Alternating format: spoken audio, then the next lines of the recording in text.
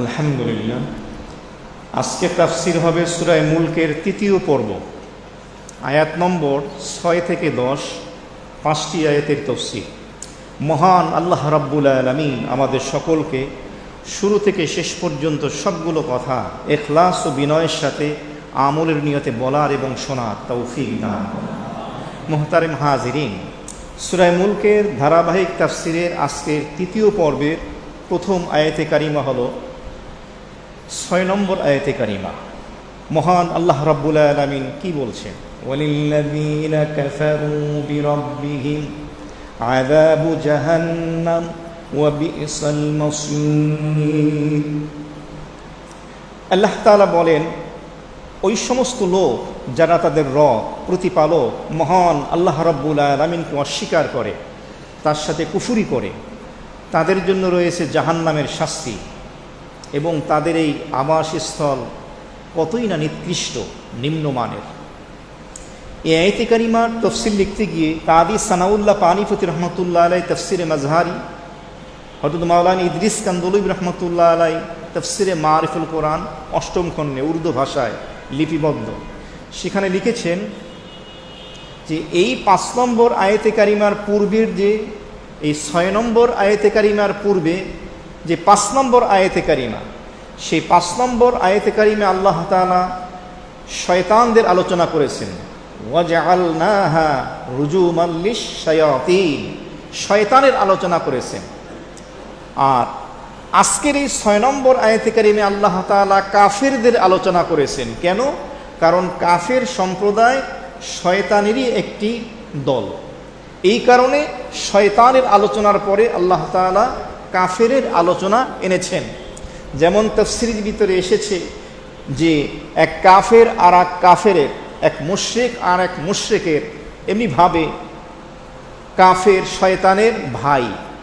হাদিস শরীফের মধ্যে এসেছে, নবীজি বলেন, ক্বালা রাসূলুল্লাহ সাল্লাল্লাহু আলাইহি ওয়াসাল্লাম, আল মুসলিমু আখুল মুসলিম, এক মুসলমান আর এক মুসলমানের ভাই।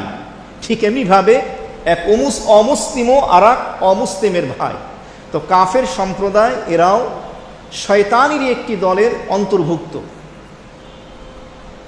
আজকে বর্তমান পৃথিবীর অবস্থা হলো এমন, হাদিসে বলা হচ্ছে এক মুসলিম আর এক মুসলিমের ভাই, কিন্তু মুসলমানের সাথে ভাইয়ের সম্পর্ক প্রতিস্থাপন না করে অমুসলিমদের সাথে গলায় গলায় খাতিল আছে কি না? এই প্রীতির খাতিল দিয়া অমুসলিমদেরকে ভাই বানাচ্ছে। ইসলাম বলে যে অমুসলিমদের সাথে ভালো ব্যবহার আচরণ করতে হবে, তবে ভাই হবে মুসলমানের ভাই হবে মুসলমান, মুমিনের ভাই হবে মুমিন। এমনিভাবে তাফসীরের ভিতরে এসছে যে শুধু শয়তানই যে জাহান্নামে যাবে তা নয়, শয়তানের অনুসারী যারা আছে, অনুগামী যারা আছে, তারাও জাহান্নামের আযাব ভোগ করবে। বলেন নাউযু বিল্লাহি মিন যালিক। তো শয়তানের অনুসারী তারা হলো কাফের, মুশরিক এবং অমুসলিম, যারা আল্লাহ রসুলকে যারা মানে না, যারা কোরআন এবং হাদিস সুন্নাহের বিরুদ্ধাচরণ করে। তো এই কথার মাধ্যমে একটি মেসেজ দেওয়া হলো, জাহান্নামের আযাব শাস্তি শুধু শয়তান ভোগ করবে তা নয়, শয়তানের অনুসারীরাও অনুগামীরাও তার সাথে শয়তানের সাথে জাহান্নামে আযাব ভোগ করবে। এমনিভাবে তাফসীরের ভিতরে এসছে এই 6 নম্বর আয়াতে কারিমে আল্লাহ তাআলা একটি মেসেজ দিলেন। কি সেটা? যে ইতিপূর্বে সূরা মুলকের আয়াতে কারিমার ভিতরে আল্লাহ রাব্বুল আলামিন তার একত্ববাদ ওয়াহদানিয়াতের প্রমাণ দিয়েছেন, তার একক ক্ষমতা, তার রাজত্ব এর প্রমাণ তিনি দিয়েছেন। এমনিভাবে তিনি যে সমস্ত মাখলুকের স্রষ্টা, হায়াত এবং মওতের মালিক, সকলের রিজিক দাতা, এর প্রমাণ দলিলগুলো আল্লাহ তাআলা প্রতিস্থাপন করেছেন। এরপর আল্লাহ তাআলা বলেন, যারা আল্লাহ রাব্বুল আলামিনের রুবুবিয়াতকে মানো না, তিনি যে এক আল্লাহ রব, স্রষ্টা হলেন একজন, তিনি কে? আল্লাহ। যারা মানো না, যারা অস্বীকার করো এবং তার নিয়ামতকে যারা অস্বীকার করতেছো, তোমাদের জন্য ধমকি দেওয়া হচ্ছে, তোমাদেরকে সতর্ক করা হচ্ছে। এই সতর্ক করতে গিয়ে আল্লাহ তাআলা সূরা মুলকের 6 নম্বর আয়াতে কারিমার ভিতরে বলেছেন, ওয়ালিল্লাযীনা কাফারু বিরাব্বিহিম আযাবু জাহান্নাম ওয়া বিইসাল মাসীর। ওই সমস্ত লোক পৃথিবীর জমিনে যারা আসবে কিয়ামত পর্যন্ত, আল্লাযীনা যারা কাফারু, যারা অস্বীকার করবে, বিরাব্বিহিম তাদের স্রষ্টা, তাদের প্রতিপালক মহান আল্লাহ রাব্বুল আলামিনকে, তাদের রবের সাথে যারা কুফরি করবে, যারা কাফের হবে, আযাবু জাহান্নাম তাদের জন্য রয়েছে জাহান্নামের শাস্তি। ওয়া বিইসাল মাসীর কতই না নিকৃষ্ট তাদের সেই আবাসস্থলটা হবে। তো এই আয়াতে কারিমার ভিতরে একটা শব্দ আমরা পেলাম, সেটা হলো কুফুর। অত্যন্ত গুরুত্বপূর্ণ আলোচনার বিষয়। সাধারণ মুসলমানদের ভিতরে ইসলামের কিছু মৌলিক পরিভাষা আছে, ইসলামের কিছু গুরুত্বপূর্ণ আলোচনা আছে, যেগুলো ব্যাপকভাবে উলামায়ে কেরামের সহজ ভাষার মাধ্যমে যাতে বোধগম্য হয়, সকলকে বোঝানো উচিত। মেম্বার থেকে, মাহফিলের মঞ্চ থেকে, খানকা থেকে এই আলোচনাগুলো করা উচিত। এর কারণ হলো আল্লাহ তাআলা দুনিয়াতে বান্দাকে যত নিয়ামত দান করেছেন, সর্বশ্রেষ্ঠ নিয়ামত হলো ঈমান। দুনিয়ার সর্বশ্রেষ্ঠ নিয়ামত কি? আর আখিরাতের সর্বশ্রেষ্ঠ নিয়ামত হলো দিদারে মাওলা। বান্দা মাওলাকে দেখতে পাবে। আল্লাহ আমাদের কবুল করে, আমিন। আর এই দুনিয়ার যে সর্বশ্রেষ্ঠ নিয়ামত ঈমান, এই ঈমানের রোগের নাম, অসুস্থতার নাম হলো কুফর, শিরিক। ঈমানের রোগের নাম কি? কুফর এবং শিরিক। কুফর এবং শিরিক এটা হলো ঈমানের রোগের নাম। আর নেক আমলের রোগের নাম হলো বেদাত। নেক আমলের রোগের নাম কি? বেদাত। বেদাত অনুযায়ী যদি কেউ নেক আমল করে, আল্লাহ তাআলা সেটা কবুল করবেন না। বেদাত মুক্ত হতে হবে। এই জন্য ঈমানের বিপরীত হলো কুফর, তাওহীদের বিপরীত হলো শিরক, সুন্নাতের বিপরীত হলো বেদাত। তো এখানে কুফরের আলোচনা করা হয়েছে। প্রথমে আসি, কুফর কাকে বলে, এর আবিধানিক অর্থ কি, পারিভাষিক অর্থ কি? কুফর শব্দের আবিধানিক অর্থ হলো কাফারা ইয়াকফুরু কুফরান। এর অর্থ হলো ঢেকে দেওয়া, আচ্ছাদিত করা, পর্দা দেওয়া। এই জন্য আবিধানিক দৃষ্টিকোণ থেকে কৃষক যারা, তাদেরকেও কাফের বলা হয়। কথা বুঝতে হবে। আবিধানিক দৃষ্টিকোণ থেকে কৃষককেও কাফের বলে। কেন? কৃষক জমিনের ভিতরে, মাটির ভিতরে ওই শস্যের বীজ কি করে গোপন করে, ঢেকে দেয়। এমনকি মানুষকেও বলা হয়। কেন? আমরা পোশাক দিয়ে, কাপড় দিয়ে আমাদের লজ্জাস্থানকে কি করি, ঢেকে দেই। আবিধানিক দৃষ্টিকোণ থেকে কাফের এই দৃষ্টিতে। আর শরিয়াতের পরিভাষায় কাফের কাকে বলে? শরিয়াতের পরিভাষায় কাফের বলা হয় যেই ব্যক্তি কুরআনে কারিমের কোনো একটি আয়াতের একটা শব্দকে, রাসূলুল্লাহ সাল্লাল্লাহু আলাইহি সাল্লামের মুতাওয়াতির হাদিসের কোনো একটা অংশকে কেউ যদি অস্বীকার করে, শরিয়াতের পরিভাষায় তাকে বলা হয় কাফের। আল্লাহ তাআলার ওয়াহদানিয়াত, তিনি যে এক, তার রুবুবিয়াত, তিনি যে রব, এই আল্লাহর একাত্মবাদ, রাসূলের রিসালাত এবং নবুয়ত, এই ব্যাপারে যদি সামান্যতম কেউ এভাবে অস্বীকার করে, তাহলে এটাকে শরিয়াতের পরিভাষায় কুফরি বলা হয়। আর এই কুফরি কাজে যে আক্রান্ত হয়, লিপ্ত হয়, তাকে বলা হয় কাফের। কুফর কয় প্রকার শুনতেছেন আপনারা? কুফর প্রথমে দুই প্রকার, কুফরে আকবার, কুফরে আসগর। কুফরে আকবার বলা হয় বড় কুফর, আর কুফরে আসগর বলা হয় ছোট কুফর। কুফরে আকবার যদি কেউ করে, সে চিরস্থায়ী জাহান্নামী। বলেন নাউযুবিল্লাহি মিন যালিক। দলিল কি? সূরা বাইয়িনার 6 নম্বর আয়াতে কারিমা, ইন্নাল্লাযীনা কাফারু মিন আহলিল কিতাবি ওয়াল মুশরিকিনা ফি নারি জাহান্নাম খালিদিনা ফিহা উলাইকা হুম শাররুল বারিয়াহ। সূরা বাইয়িনা আল্লাহ রাব্বুল আলামিন সুস্পষ্ট ভাষায় দ্ব্যর্থহীন কণ্ঠে জানিয়ে দিলেন, ও বিশ্ববাসী, কিয়ামত পর্যন্ত আনেওয়ালা আল্লাহ পাকের বান্দারা, নবীর উম্মতেরা, তোমরা কান খুলে শুনে নাও। নিশ্চয়ই আহলে কিতাবদের মধ্যে থেকে যারা কুফরি করবে, অর্থাৎ যারা কাফের হবে, যারা শিরিক করবে, অর্থাৎ মুশরিক হবে, ফি নারি জাহান্নামা খালিদিনা ফিহা, তারা চিরস্থায়ীভাবে জাহান্নামে থাকবে। এই আয়াতে কারিমার মাধ্যমে প্রমাণ হলো যারা কুফরে আকবার করবে, বড় কুফর, তাদের যদি তওবা নসিব না হয় তারা চিরস্থায়ী কি জাহান্নামী, জাহান্নাম থেকে কোনোদিন তারা বের হবে না। উলাইকা হুম শাররুল বারিয়া। আর আল্লাহ তাআলা বলেন এই ধরনের কাফের এবং মুশরিক এরা হলো সৃষ্টির ভিতরে সব থেকে নিম্নমানের, নগণ্য, একদম নিচু পর্যায়ের সৃষ্টি। তারা হলো কাফের এবং মুশরিক। আল্লাহ আমাদের ঈমান আকীদাটাকে কুফর এবং শিরিক মুক্ত রাখার তৌফিক দান। এমনি ভাবে কুফরে আকবার যারা করবে, বড় কুফরি, তাদের নেক আমল বিনষ্ট হয়ে যাবে, ধ্বংস হয়ে যাবে। দলিল কি? সূরা মায়েদার 5 নম্বর আয়াত, ওয়া মান ইয়াকফুর বিল ঈমান ফাকাদ হাবিতা আমালু ওয়া হুয়া ফিল আখিরাতি মিনাল খাসিরিন। ওয়া মান ইয়াকফুর বিল ঈমান, যেই ব্যক্তি ঈমান আনার পরে ঈমানের সাথে কুফরি করলো, এখানে ঈমানদারের কথা উদ্দেশ্য, ফাকাদ হাবিতা আমালুহু, ওই ব্যক্তির আমলগুলো নষ্ট হয়ে যাবে। চাই তার আমল 70-80 বছর 100 বছরের নেক আমল যদি করে থাকে, সে যদি কুফরিতে লিপ্ত হয়, কুফরে আকবার যদি করে ফেলে, তার আমলগুলো ধ্বংস হয়ে যাবে, নষ্ট হয়ে যাবে। ওহুয়া ফিল আখিরাতি মিনাল খাসিরিন, এবং তারা পরকালে ক্ষতিগ্রস্তদের অন্তর্ভুক্ত হবে।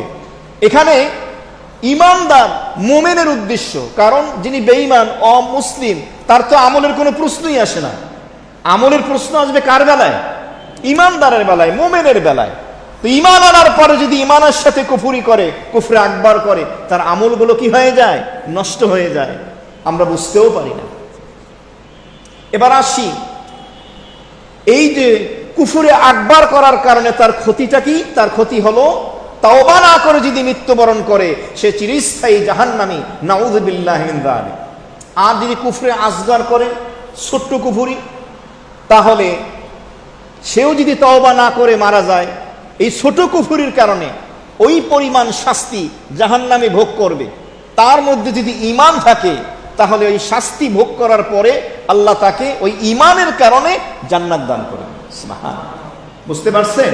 তাহলে আমাদের কি উভয় প্রকার কুফর থেকে মুক্ত থাকতে হবে না এক প্রকার? আমরা কি জাহান্নামে কিছু মাইতির খাওয়ার পরে জান্নাতে যেতে চাই, নাকি সরাসরি? আল্লাহ আমাদের সরাসরি মওতের পরে জান্নাতের মালিক হওয়ার তৌফিক দান। এবার আসি, এই কুফরকে কেউ কেউ বলেছেন এই কুফর 4 প্রকার। 1 নম্বর হলো কুফরে জিহাদ, জুহুদ। 2 নম্বর হলো কুফরে ইনকার। 3 নম্বর হলো কুফরে ইনাদ। 4 নম্বর হলো কুফরে নিফাক। এমনি ভাবে কারো কারো বক্তব্য হলো এই কুফরের আরো প্রকার আছে। 1 নম্বর আল কুফরু ফি তাওহীদির রুবুবিয়্যাতি, আল্লাহ যে একজন, রব যে একজন, এই ব্যাপারে কেউ যদি কুফরি করে, এটা এক প্রকারের কুফরি। 2 নম্বরে আল কুফরু ফিল আসমাই ওয়াস সিফাতি, আল্লাহর জাতি সত্তা, আল্লাহর গুণাবলী, নামের সাথে যদি কেউ কুফরি করে, এটা এক প্রকারের কুফরি। 3 নম্বরে হলো আল কুফরু ফি তাওহীদিল ইবাদা, একমাত্র ইবাদত হবে আল্লাহ, ইবাদতের ক্ষেত্রে কুফরি। 4 নম্বরে হলো আল কুফরু ফির রিদা ওয়াল কারাহা, কেউ যদি সন্তুষ্টি চিত্তে অথবা অপরগ হয়েও যদি সে কুফরিতে লিপ্ত হয়, তাহলে এটাও এক প্রকারের কুফরি। সহিহ বুখারীর প্রসিদ্ধ একটি ব্যাখ্যা গ্রন্থ শরহ, যার নাম হলো উমদাতুল কারি, আর এই কিতাবটি লিখেছেন আল্লামা বদরুদ্দিন আইনি রহমাতুল্লাহ আলাইহি। তিনি সেখানে লিখেছেন, হাদিসের ব্যাখ্যা করতে গিয়ে কোনো ব্যক্তি যদি মুখ ফসকে ভুলেও যদি কোনো কুফরি বাক্য বের হয়ে যায়, অথবা কুফরি কোনো কাজে লিপ্ত হয়ে যায়, ইউকাফফারু, তাহলে ফতোয়া দেওয়া হবে সে কাফের হয়ে গেছে, সে কুফরি করেছে। তাকে তওবা করতে হবে। কি করতে হবে? তওবা করে কালেমা পড়তে হবে। হয়ে যেতে পারে হঠাৎ, অথবা আমি বুঝতে পারিনি কথাটা কুফরি হয়ে গেছে। যেমন বর্তমানে হিন্দুদের এই যে দুর্গা উৎসব, বিভিন্ন পূজা অর্চনা হচ্ছে, এখানে অনেক মুসলমানরা নির্বাচনের তাগিদে, ভোট পাওয়ার জন্য, জনপ্রিয়তাটাকে ধরে রাখার জন্য সকল ধর্মাবলম্বীদের ভিতরে হিন্দুদের পূজায় যায় কি যায় না? মন্দিরে যায়, খ্রিস্টানদের ধর্মীয় বড়দিনের উৎসবে যায়। এই গিয়ে এমন এমন কথা বলে ফেলে যেগুলো কুফুরিমূলক কথা। যেমন অনেক পূর্বের শাসক বলেছে যে এবছর দুর্গামা গজে চড়ে আসছে, তো এবারে দেশের ফসল বেশি ভালো হবে। বলেন নাউজুবিল্লাহ, এটা কুফুরিমূলক বাক্য। এমনিভাবে অনেক প্রতিনিধি নেতা বলে থাকেন যে এই দুর্গা উৎসব এটা শারদীয় উৎসব, এটা শুধু হিন্দুদের জন্য নয়, এটা হিন্দু এবং মুসলিম সকল ধর্মের জন্য। বলেন নাউজুবিল্লাহ, এগুলো কুফুরিমূলক কথা। যদি কেউ বলে ফেলে ভুলে বা মুখ ফসকে বেরো হয়ে যায়, তাহলে তাকে নাউযু বিল্লাহি মিন যালিক, আউযু বিল্লাহি মিনাশ শাইতানির রাজীম, বিসমিল্লাহির রহমানির রহিম। এরপরে আপনি কালেমা পড়বেন, আশহাদু আল্লা ইলাহা ইল্লাল্লাহ ওয়া আশহাদু আন্না মুহাম্মাদান আবদুহু ওয়া রাসূলুহু। এরপর আপনি ইমানে মুজমালটা পড়বেন, আমানতু বিল্লাহি কামা হুয়া বিআসমাহি ওয়া সিফাতিহি ওয়া কাবিলতু জামিয়া আহকামিহি ওয়া আরকানিহি। এরপরে পড়বেন আপনি ইমানে মুফাসসাল, আমানতু বিল্লাহি ওয়া মালাইকাতিহি ওয়া কুতুবিহি ওয়া রুসুলিহি ওয়াল ইয়াউমিল আখির ওয়াল কদরি খাইরিহি ওয়া শাররিহি মিনাল্লাহি তাআলা ওয়াল বা'সি বা'দাল মাউত। ইমানে মুজমালের ভিতরে আমি ঈমান আনলাম, বিশ্বাস আনলাম এক আল্লাহর জাতির উপরে, সত্তার উপরে এবং তার সকল গুণাবলীর উপরে। আল্লাহ হলো আল্লাহর জাতি নাম, সত্যগত নাম। এছাড়াও আরো 99টা নাম আছে সিফাতি, গুণবাচক নাম। এগুলোর উপর ঈমান আনতে হবে। আর ইমানে মুফাসসালের ভিতরে হলো 6টা জিনিস। আল্লাহর উপরে, আল্লাহর সকল ফেরেশতাদের উপরে, সকল নবী রাসূলের উপরে, 1,24,000 পয়গম্বরের উপরে, তাদের উপরে যে আসমানি কিতাব দেওয়া হয়েছে সেগুলোর উপরে, তাকদীরের ভালো মন্দের উপরে এবং আখিরাত পুনরুত্থান দিবসের উপরে। এই 6টি বিষয়ের উপরে আমার সম্ভবত মনে পড়ছে আমাদের এখানে সাপ্তাহিক সুন্নাতের মজলিসে এগুলো আমি লিখে আপনাদের কাছ থেকে শুনেছিলাম, পুরস্কার আমি দিয়েছিলাম। আপনাদের মুখস্থ আছে তো ইমানে মুজমাল মুফাসসাল? প্রতিদিন সকাল এবং সন্ধ্যায় আপনারা কিছু ওজিফা পড়েন না, কিছু তাসবিহ তাহলিল করেন? সেখানে কমপক্ষে সকাল এবং সন্ধ্যায় কি করবেন? কালেমা শাহাদাত পড়বিনি, ইমানে মুজমালও একবার, ইমানে মুফাসসালও একবার। বলেন ইনশাআল্লাহ। 5 ওয়াক্ত পড়লে আরো ভালো, কিন্তু সকাল এবং সন্ধ্যায় কমপক্ষে ওজিফার ভিতরে এগুলো রাখবেন। তো এই কুফুরিমূলক কথা অনেক সময় আমাদের কথার ভিতরে প্রকাশ পায়, কাজের ভিতরে প্রকাশ পায়, কিন্তু সতর্কতা অবলম্বন করতে হবে। এই জন্য সাধারণ মুসলমানদেরকে তাওহীদের, ঈমানের যতটুকু জ্ঞান থাকা দরকার এটা অর্জন করা চাই। ইসলাম ধর্ম হলো এমন একটা ধর্ম, এটা প্র্যাকটিসের উপরে থাকতে হয়। এটা অন্যান্য ধর্মের মতো নয়, খ্রিস্টান, বৌদ্ধ, হিন্দু ধর্মের মতো নয়। এটা প্র্যাকটিস চালিয়ে যেতে হয়, স্টাডি করতে হয়। আমরা তো সেই যে শিখেছি আর কোনো খবর নেই, ইলমের মজলিসে পাওয়াই যায় না। যাতে করে আমি বুঝতে পারি যে আমার কথা এবং কাজে যেন কুফুরি না হয়, শিরিকি না হয়, আমার তাওহীদ ঈমানটা যেন কুফর শিরিক মুক্ত হয়, এর থেকে যেন পবিত্র থাকে। এমনিভাবে আমরা অনেক সময় রসিকতার ছলেও কুফরিমূলক কথা বলে ফেলি, বলা যাবে না। শিরিকিমূলক কথা বলে ফেলি, বলা যাবে না, খুব সাবধান। তো আল্লাহ রাব্বুল আলামিন সূরা মুলকের 6 নম্বর আয়াতে কারিমায় বললেন, ওয়ালিল্লাযীনা কাফারু বিরাব্বিহিম, ওই সমস্ত লোক যারা তাদের রব আল্লাহ রাব্বুল আলামিনের সাথে কুফরি করে, তাকে যারা অস্বীকার করে, তাদের জন্য কেমন শাস্তি? আযাবু জাহান্নাম, জাহান্নামের শাস্তি। জাহান্নামের শাস্তি কেমন? কেমন শাস্তি? হাদিস শরীফের মধ্যে এসেছে, নবী করিম সাল্লাল্লাহু আলাইহি ওয়াসাল্লাম ইরশাদ ফরমান, আল্লাহর হাবিবের চাচা খাজা আবু তলেব, খাজা আবু তলেবকে জাহান্নামের ভিতরে সব থেকে হালকা, সহজ, কম শাস্তি দেওয়া হচ্ছে নবীজির চাচাকে। এর কারণ কি? কেউ কেউ বলেছেন যে আবু তলেব শৈশব থেকে আল্লাহর নবীকে কি করেছেন? দেহের প্রতিটি অঙ্গ প্রত্যঙ্গ চুম্বন করেছেন, আলিঙ্গন করেছেন, জড়িয়ে রেখেছেন। মক্কার কাফের মুশরিক নেতৃবৃন্দুর জুলুম, অত্যাচার, নিপীড়ন থেকে নিজের জান এবং মালকে উৎসর্গ করেছেন মৃত্যু পর্যন্ত। নবীজির একটা চুল বাঁকা হোক এই ক্ষমতা কারো ছিল না আবু তালেবের জীবদ্দশায়। তা আবু তালেবকে সব থেকে সহজ, হালকা শাস্তি দেওয়া হচ্ছে। আর আবু তালেব মনে করতেছে জাহান্নামের সব থেকে বড় শাস্তি মনে হয় আমাকে দেওয়া হচ্ছে। আবু তালেবের শাস্তিটা কি? আবু তালেবের শাস্তি হলো তার পায়ের নিচে দুইটা জাহান্নামের আগুনের জুতা পরিয়ে দেওয়া হয়েছে। ওই জুতার আগুনের উত্তাপে আবু তালেবের মাথার মগজ টকবক করে ফুটতেছে। এইটা হলো সব থেকে সহজ এবং কম শাস্তি। তাহলে বেশি শাস্তিটা কি হবে? আমরা এখানে কেউ আসি নবীজির আত্মীয় স্বজন? তো আবু তালেবের হলো এই সব থেকে সহজ শাস্তি। আপনি চিন্তা করেন, বাসায় গিয়ে একটা মোমবাতি জ্বালান, দেশালাই জ্বালান, গ্যাসের চুলাটা একটু জ্বালান, তারপর একটু হাত দিয়ে কতক্ষণ রাখতে পারবেন দেখেন। কয় ঘন্টা পারবেন, কয় মিনিট, কয় সেকেন্ড পারবেন আপনি? মা বোন রান্না করতে গিয়ে অনেক সময় ভুলবশত অনিচ্ছাকৃত হঠাৎ এভাবে আঙুল পুড়ে যায়, এভাবে হাতে ছাকা লাগে, কত কষ্ট। তো জাহান্নামের এই কঠিন শাস্তি কিভাবে ভোগ করব? এরপর আল্লাহ রাব্বুল আলামিন সূরা মুলকের 6 নম্বর আয়াতে কারিমার শেষের অংশে বলে দিলেন ওয়া বিইসাল মাসীর। এর অর্থ হলো জাহান্নামীদের থাকার যে জায়গাগুলো হবে ওই জায়গাটা কতই না নিকৃষ্ট। বিইসা মানে আফালে জম, এর অর্থ হলো নিকৃষ্ট জায়গা। আজকে আমরা নিজে থাকার জন্য অ্যাপার্টমেন্ট, ফ্ল্যাট, প্রাসাদ, বালাখানা, এইভাবে ডুপ্লেক্স বাড়ি, কত কিছু নির্মাণ হয়। আসল প্রাসাদ, আসল বাড়ি তো হলো আখিরাতের বাড়ি। যদি ঈমান এবং আমল নিয়ে সহি সালামতে পরকালে পাড়ি জমাতে না পারি, তাহলে বিইসাল মাসির, ওই নিকৃষ্ট স্থান জাহান্নাম হবে বাড়ি। নাউযুবিল্লাহ মিন যালিক। আল্লাহ তাআলা এই জন্য জানিয়ে দিলেন যে তোমার আসল বাড়ি হলো আখিরাতের বাড়ি। এবার আসি 7 নম্বর আয়াতে কারিমা আল্লাহ তাআলা কি বলেন? ইযা উলকু ফিহা সামিউ লাহা শাহীকান ওয়া হিয়া তাফুর। খেয়াল করেন জাহান্নামের আলোচনা।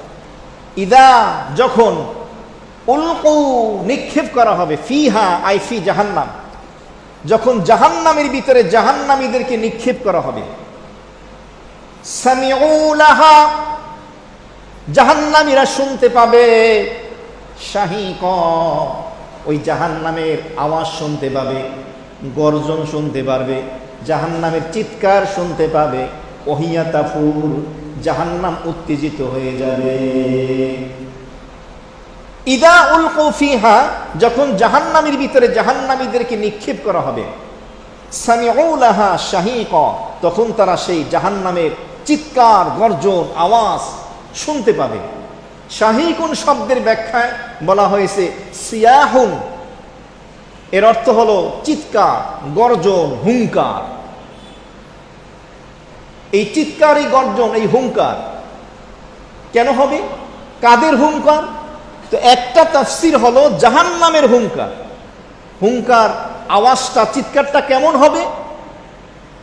তাফসীর ইবনে কাসিরের ভিতরে আল্লামা ইবনে কাসির রাহমাতুল্লাহ আলাইহি, কাদি সানাউল্লাহ পানিপতি রাহমাতুল্লাহ আলাইহি তাফসীরে মাযহারিতে, অন্যান্য তাফসীরকারীগণ নিজ নিজ তাফসীর গ্রন্থে লিখেছেন জাহান্নামের আওয়াজটা হবে গাধার আওয়াজের মতো।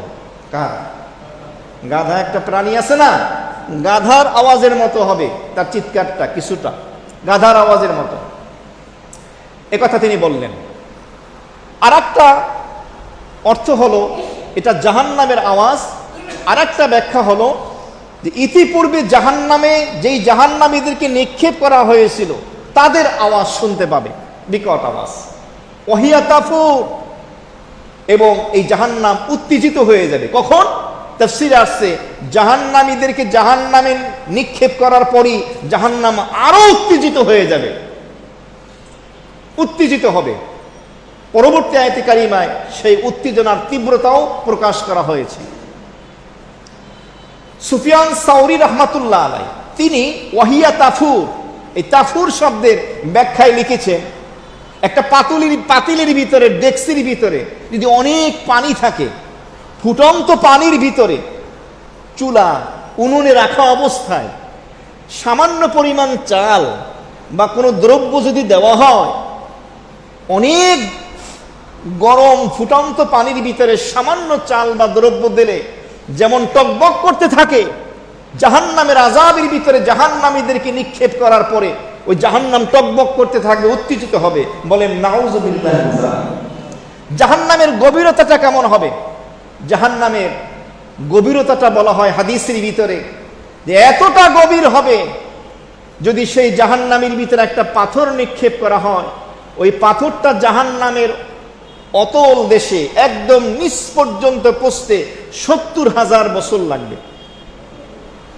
তাহলে জাহান্নামের গভীরতা কম না বেশি? কম্পিউটারের হিসাবে আসবে কি পরিমাণ, এতটা হবে। এই জাহান্নাম বিকট আওয়াজ দিবে। কোনো পাওয়ারফুল কোনো বোমা, অ্যাটম বোমা যদি আপনার পাশে ফুটানো হয়, আপনি কয়েক মাস কানে কিছু শুনবেন না।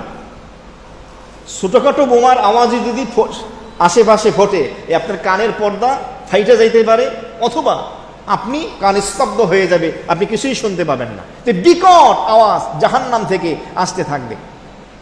এটার দ্বারা তীব্রতা বোঝানো হয়েছে। জাহান্নাম এটি আরবি শব্দ, ফার্সিতে বলা হয় দোজক, আমরা দোজক বলি না, এটা ফার্সি শব্দ। আরবি কি? জাহান্নাম। বাংলায় বলা হয় নরক।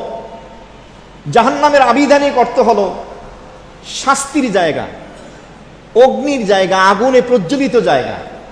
পরিভাষায় জাহান্নাম বলা হয় যারা আল্লাহ এবং তার রসুলকে অস্বীকার করবে, কোরআন এবং হাদিসের কোনো বিধানকে, ইসলামের বিধানকে অস্বীকার করবে, তওবা না করে মৃত্যুবরণ করবে, তাদেরকে যেই কঠিন শাস্তির জায়গায় আযাব ভোগ করতে হবে, শরীয়তের পরিভাষায় সেই জায়গাটার নাম হলো জাহান্নাম। তো মনে করেন জাহান্নামের কি অবস্থা। এবার আমরা জাহান্নাম কয়টা, সেগুলোর নাম কি, কোরআনে কারিমের কোন কোন সূরায় কোন কোন আয়াতে আছে, এগুলো শুনবো। জাহান্নাম হলো 7টা। কয়টা? জান্নাত হলো 8টা। কেউ কেউ বলেন না, জাহান্নাম একটাই, তার স্তর হলো 7টা, 7টা নামে। জান্নাত একটাই, তার স্তর হলো 8টা পজিশনের দিক থেকে। তো স্তর হোক বা স্বয়ং সরাসরি জান্নাত হোক 8টা বা জাহান্নাম 7টা, যাই হোক, এগুলোর আলাদা আলাদা নাম আছে। দেখেন নামগুলা শোনেন। 1 নম্বর হলো জাহান্নাম। কোরআনে কারিমের সূরা নাবার 21 থেকে 25 নম্বর আয়াতে কারিমায় এই শব্দটি এসছে। 2 নম্বরে হলো লাযা, জাহান্নামের নাম, দ্বিতীয় জাহান্নাম। আর এই লাযা শব্দটি সূরা মাআরিজের 15 থেকে 18 নম্বর আয়াতে কারিমে এসেছে। 3 নম্বর জাহান্নামের নাম হলো হুতামা, আর হুতামা শব্দটি সূরা হুমাযার 4 থেকে 9 নম্বর আয়াতে কারিমে আলোচনা হয়েছে। 4 নম্বর হলো সাঈর। 4 নম্বর জাহান্নামের নাম কি? সাঈর। আর এর আলোচনা সূরা শুরার 7 নম্বর আয়াতে কারিমায় হয়েছে। 5 নম্বর হলো জাহান্নাম সাকর। এর আলোচনা সূরা মুদ্দাসসিরের 26 থেকে 30 নম্বর আয়াতে কারিমে এসেছে। 6 নম্বর হলো জাহিম। এই 6 নম্বর জাহান্নাম জাহিমের আলোচনা সূরা নাজিআতের 36 থেকে 39 নম্বর আয়াতে কারিমা এসেছে। 7 নম্বর জাহান্নাম হলো হাবিয়া, আর এর আলোচনা সূরা কারিয়ার 8 থেকে 11 নম্বর আয়াতে কারিমার মধ্যে এসেছে। এই 7টি জাহান্নাম। তো জাহান্নাম হলো 7টা, আর জান্নাত কয়টা? এখান থেকে একটা মেসেজ আছে। আল্লাহ কেমন জানি বলতে চায়, বান্দা তোমাদেরকে আমি মোহাব্বত করে সৃষ্টি করেছি, এই জন্য জাহান্নামের থেকে আমি জান্নাত একটা বেশি বানিয়েছি, কারণ যাতে করে তোমরা জান্নাতে আসতে পারো। বলুন সুবহানাল্লাহ। জাহান্নাম সম্পর্কে সহিহ বুখারীর হাদিস। জাহান্নামকে প্রশ্ন করা হবে, জিজ্ঞাসা করা হবে। জাহান্নামে জাহান্নামীদেরকে নিক্ষেপ করার পরে জিজ্ঞাসা করবে, হালিম তালাআতি, এ জাহান্নাম তোর পেট ভরছে কিনা? জাহান্নাম তুমি পরিপূর্ণ হয়েছে কিনা? পেট ভরেছে? জাহান্নাম বলবে হাল মিন মাজিদ, আরো আছে। জাহান্নাম বলবে আরো জাহান্নামী আছে, দেন। হাদিসের ভিতরে এসছে, নবীজি বলেন, তখন আল্লাহ তাআলা তার কুদরতি কদমটা জাহান্নামের ভিতরে রেখে দেবেন। জাহান্নাম বলবে যে আর না, আর না, যথেষ্ট হয়েছে। তখন জাহান্নাম ঠান্ডা হবে। এর আগ পর্যন্ত জাহান্নাম খালি খাই খাই ভাব, আরো চাবে। এমনি ভাবে সহিহ বুখারীর হাদিসের মধ্যে এসছে, রাসূল কারীম সাল্লাল্লাহু আলাইহি ওয়াসাল্লাম ইরশাদ ফরমান, জাহান্নামীদের এক কাঁধ থেকে আর এক কাঁধের, এই 2 কাঁধের মাঝখানের দূরত্ব কতটুকু হবে? নবীজি বলেন, একটি দ্রুতগামী অশ্বারোহী 3 দিন দৌড়ালে যত দূর দৌড়াতে পারে এক জাহান্নামীর এক কাঁধ থেকে আর এক কাঁধের দূরত্ব তত হবে। বলেন নাউযুবিল্লাহ।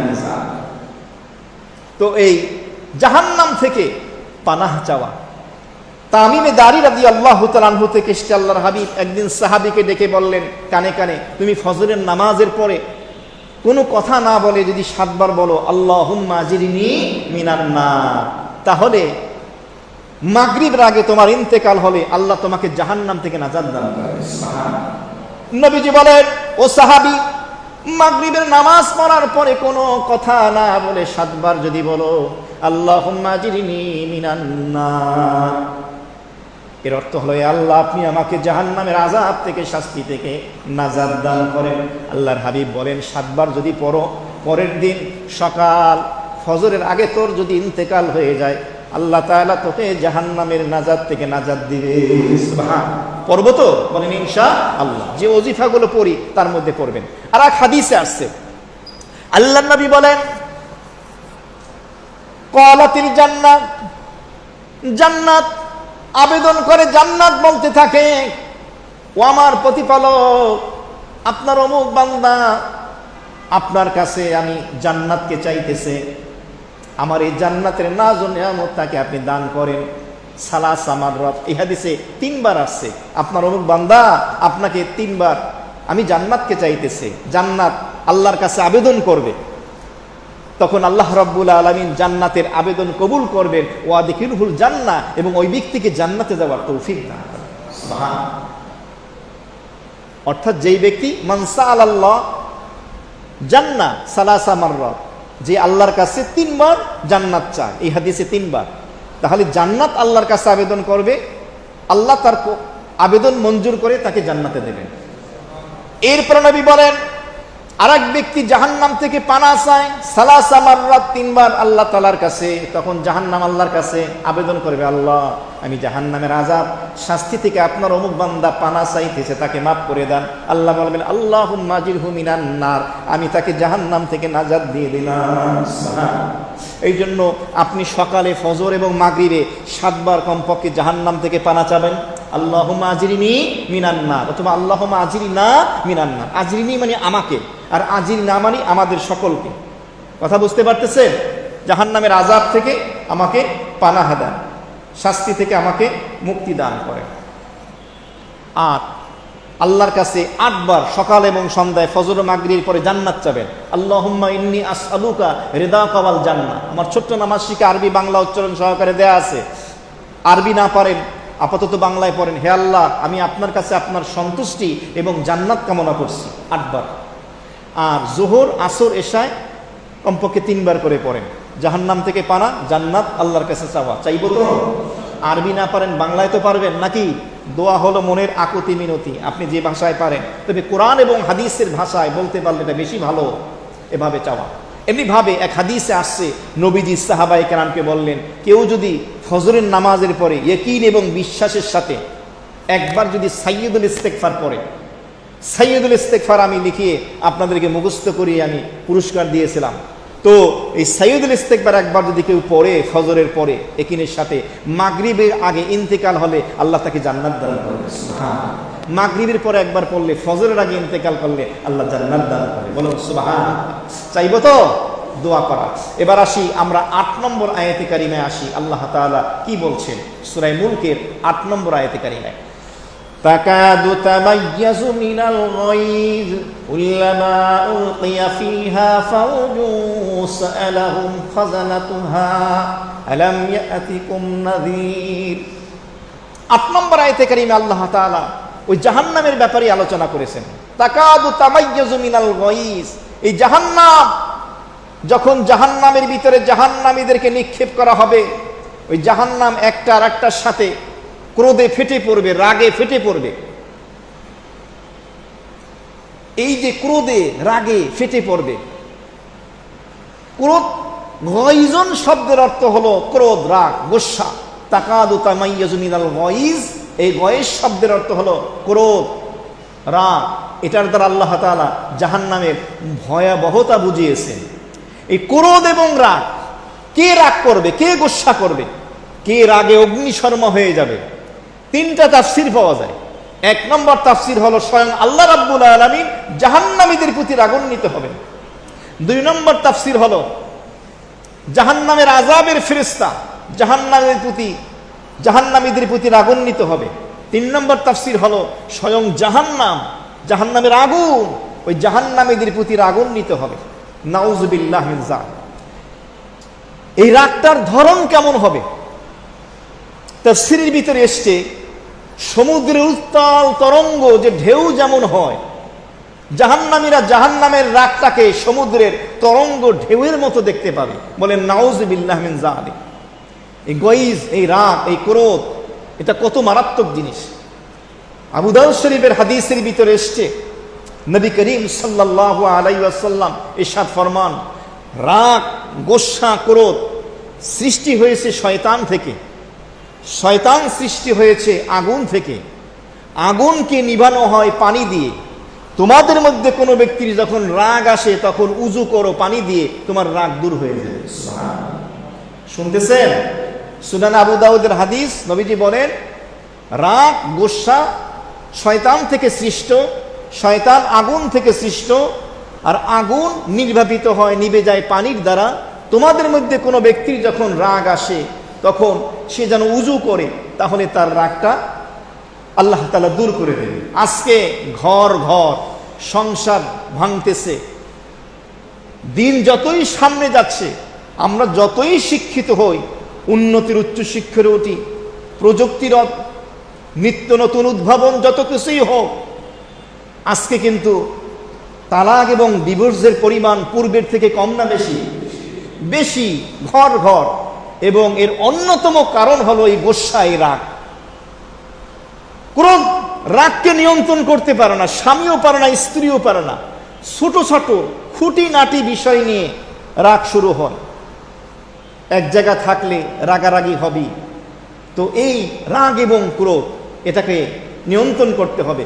বিশেষ করে মায়ের জাতি, নারী জাতি যারা আছেন, আপনি খেয়াল রাখবেন, আপনার স্বামী যদি কোনো কারণে রেগেও যায়, হতে পারে সেটা অযৌক্তিক, ঠিক না। রাগ এটা বৈধও হয়, অবৈধও হয়। বৈধ মানে আপনার স্ত্রী, বিবি, বাচ্চা, সন্তান, অন্য কোনো লোক গুনাহের কাজ করতে চাচ্ছে, একটা কনসার্ট করবে, একটা মেলা করবে, গাজার আড্ডা বসবে, এখানে আপনার রাগ করা বৈধ। আল্লাহর নাফরমানি হয়, রসুলের অবাধ্যতা হয়, এখানে রাগ করা বৈধ। শুধু বৈধ নয়, ফরজ করতে হবে। আপনার ছেলের বা মেয়ের বিয়ে, পরিবারের সদস্যরা ধরছে, বাড়ির সাথে ডিজে পার্টি করতে হবে, অনিসলামিক কাজগুলো করতে হবে। আপনি অভিভাবক, আপনাকে এখানে রাগ করতে হবে। রাগ করাটা বৈধ নয়, শুধু ফরজ হয়ে যাবে, না আমি করতে দেব না। আর একটা হলো অবৈধ, অন্যায়ভাবে রাগ করা, শুধু স্ত্রীর উপরে রাগ করা, আবার স্বামী স্ত্রীর উপরে, স্ত্রী স্বামীর উপরে, সন্তান পিতামাতার উপরে, পিতামাতা সন্তানের উপরে। অনেক সময় হয়ে যায় মাথা গরম থাকলে, বেখেয়ালি হলে, কর্মস্থল থেকে ফিরে আসার পরে। তো এক্ষেত্রে খেয়াল রাখা চাই। বিশেষ করে মা বোন যারা আছেন, আপনার স্বামী যখন অফিস থেকে, দোকান থেকে, কর্মস্থল থেকে বাড়িতে ফিরে আসে, সাথে সাথে কোনো শিকায়েত, অভিযোগ করবেন না, রাগের কোনো কথা বলবেন না। আগে বসুক, স্বাভাবিক হোক, চা পানি খাওয়ান, ঠান্ডা হোক মাথা, এরপরে যা বলার বলবেন। এছাড়াও মাঝে মধ্যে যদি কখনো রাগ উঠেও যায়, তখন স্ত্রীটি নমনীয় হওয়া দরকার। স্ত্রী যদি তখন রাগারাগি করে, তখন কিন্তু এই দা কুমড়া বটির ভিতরে কোফাকুফি এমনভাবে চলবে, দেখা যাইবে সংসার আর টিকবে না। কিন্তু রাগের মাথায় তালাক হয়ে যাবে। অনেক পরিবারের ভিতরে রাগের মাথায় তালাক দিয়ে দিছে, কয় যে 2-3টা সন্তান আছে, আল্লাহর কাছে তওবা করে মাপ চাইয়ে নেব। না, কাজ হবে না।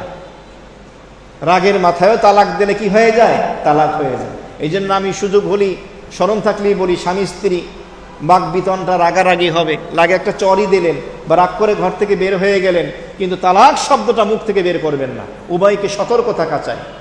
এই জন্য হাদিস শরীফের মধ্যে এসেছে, নবী করিম সাল্লাল্লাহু আলাইহি ওয়াসাল্লামের কাছে এক সাহাবী এসে বলেন, আউসিনি ইয়া রাসূলুল্লাহ, ও আল্লাহর রাসূল, আমাকে কিছু ওসিয়ত করেন। নবীজি বললেন, লা তাগদাব, তুমি রাগ করো না। সাহাবী আবার বললেন, নবীজি আবার বললেন, লা তাগদাব। বারবার সাহাবী বলেন, আমাকে ওসিয়ত করেন। এই ওসিয়ত মানে নসিহত, উপদেশ। নবীজি বারবার বলেন, তুমি রাগ করো না, এ কথা বললেন।